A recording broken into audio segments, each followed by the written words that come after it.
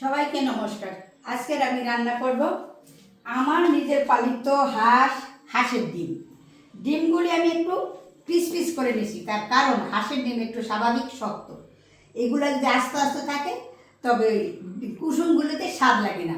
তাই আমি ডিমগুলি অর্ধেক অর্ধেক করে নিয়েছি এবং খুব গরমে ডিম ভালো না লাগলে আমি চিন্তা করছি কি হালকা পাতলা করে বেগুন এবং আলু দিয়ে ডিমটা আমি রান্না করব, একেবারে হালকা ময় মশলা কম দিয়ে। দেখেন আমি কিভাবে রান্না করি, আপনারা দেখেন। এখন আমি রান্না শুরু করি, আপনারা দেখেন।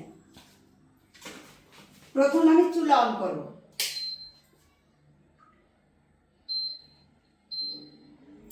আমি ফ্রাই প্যানটা চুলার উপর দেব।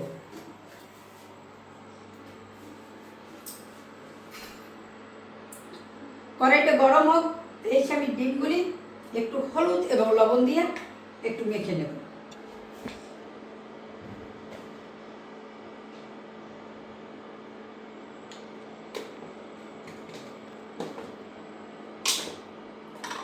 দেব একটু লবণ,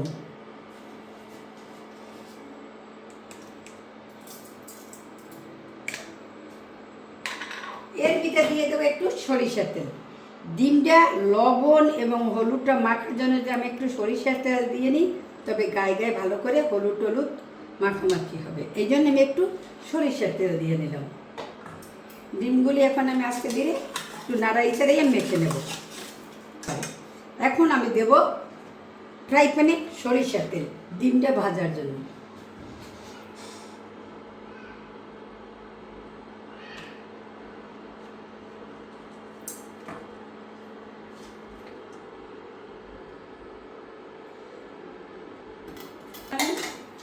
এক এক করে ডিমগুলি ফ্রাই প্যানে দিয়ে দেবো।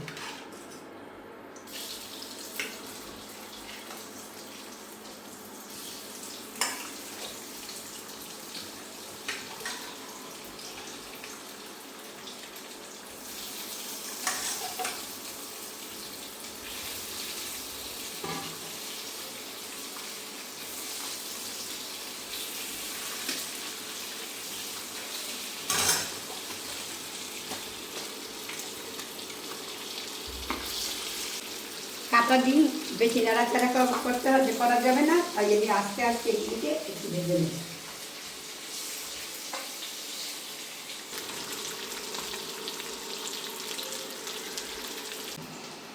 ডিমগুলি দেখেন সুন্দর করে ভাজা হয়ে গেছে।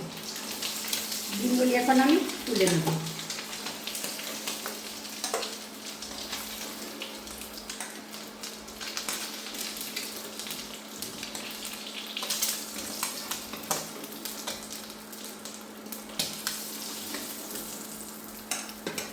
এখন এর ভিতরে দিয়ে দেবো একটা তেজপাতা,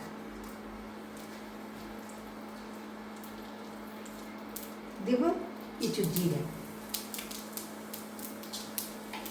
এখন আমি জিরা তেজপাতা ভাজা হইতে আছে, এই ফাঁকে আমি একটু মশলাটা মিক্সড করে নেব। প্রথম নিলাম আমি লবণ, তারপর নেব পরিমাণ মতো হলুদের গুঁড়া,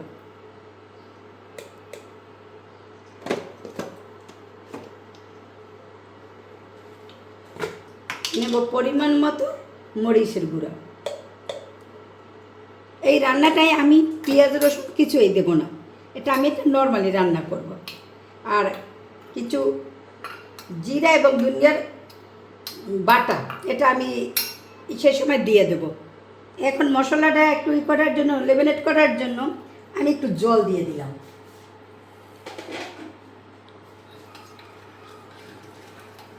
এখন আমি এই মশলাটা ফ্রাই করে দিয়ে দেব।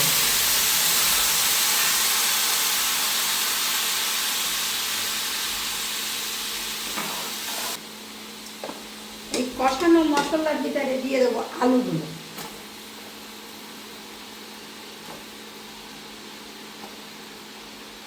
দিয়ে দেব একটা কাঁচামরিচ। এখন আমি আস্তে ধীরে আলুগুলো একটু কষাবো।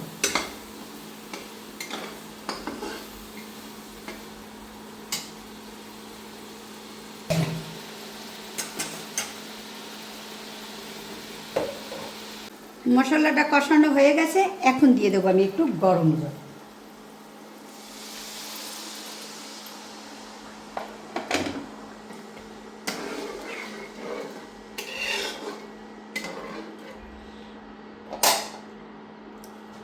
একটু পরে কিছু সময় একটু জাল হোক আলুটায়, তারপর আমি দিয়ে দেবো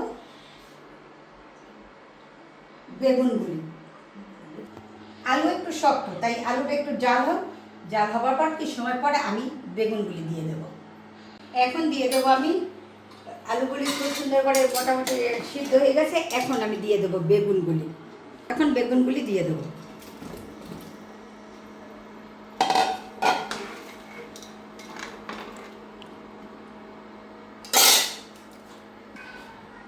বেগুনগুলি দিয়ে আমি একটু ঢেকে দেবো। এখন তুলে নেব, তুলে এখন আলু সিদ্ধ হয়ে গেছে, বেগুনও সিদ্ধ হয়ে গেছে, এখন আমি ডিমগুলি সব দিয়ে দেবো।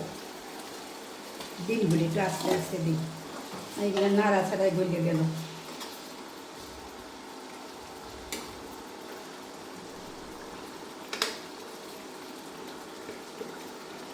এখন সঙ্গে দেবো একটু জিরা বাটা, জিরা টাইলা বাইটে এর দিয়ে দেবো, স্বাদটা একটু ভালো হয়।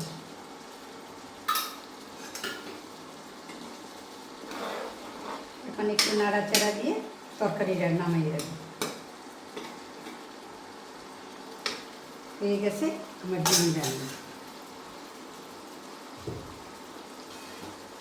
এখন আমি নামাবো, আগে আমি চুলাটা অফ করি। এখন আমি ডিমের ঝোল নামাইয়ে রাখি একটা পাত্রে।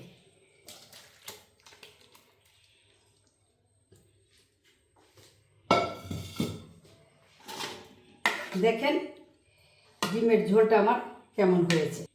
রান্না করছি বেগুন আলু দিয়ে, এবং দেখেন কালারটা কত সুন্দর হয়েছে। রসাটা কিন্তু পাতলা, স্বাদে খুব ভালো লাগবে।